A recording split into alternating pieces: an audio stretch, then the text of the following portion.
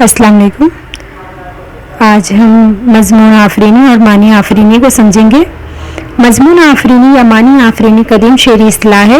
اس سے مراد شعر کی مضمون میں نئی بات پیدا کرنا یا نئی بات نکالنا ہے۔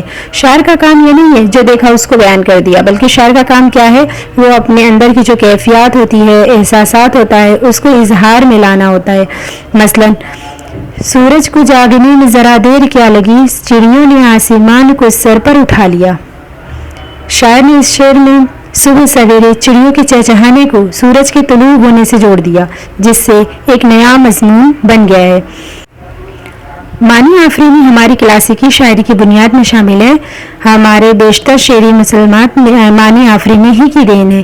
بلبل کا پھول کے آس پاس چہچہانا یہ معنی پیدا کرتا ہے کہ بلبل عاشق ہے۔ شمع کی لو کے گرد پتنگوں کا طواف جو ہوتا ہے اس لیے ہوتا ہے کہ وہ شمع کے عاشق ہیں اور محبوب پر جاں نثار کر دینا ان کے عشق کی معراج ہے۔